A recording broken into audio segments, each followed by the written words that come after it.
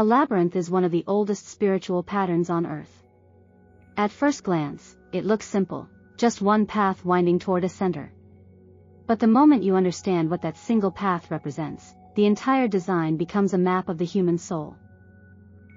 Unlike a maze, which is built to confuse and require problem solving, a labyrinth asks nothing from the mind.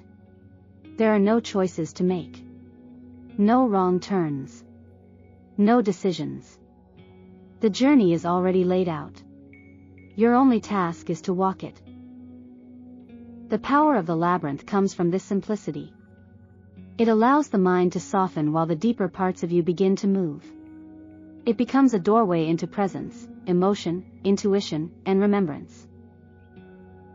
Labyrinths appear across the world in cultures that never interacted with each other. Ancient Crete, Egypt, India, Celtic lands, medieval cathedrals, native and indigenous traditions. They rise out of the earth like a universal symbol, proof that humanity has always known there is a path inward and a path outward. Every labyrinth carries the same core archetype, a journey inward. A moment of stillness or revelation. A journey back into the world, changed. The path itself symbolizes the unfolding of your life. The curves represent the unexpected turns you've taken. The moments you feel far from the center mirror the times you felt disconnected from yourself.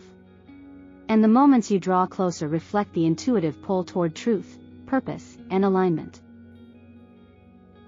The center of the labyrinth represents the heart, the soul, the still point.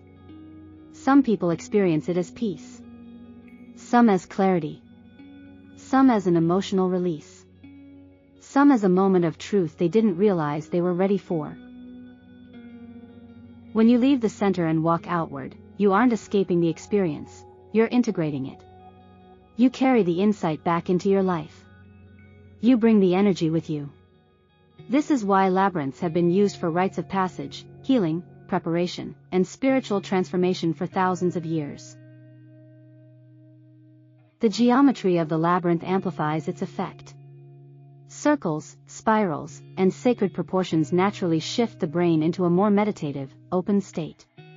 Even if someone knows nothing about symbolism, the design still affects them. It bypasses mental resistance and speaks directly to the deeper layers of awareness.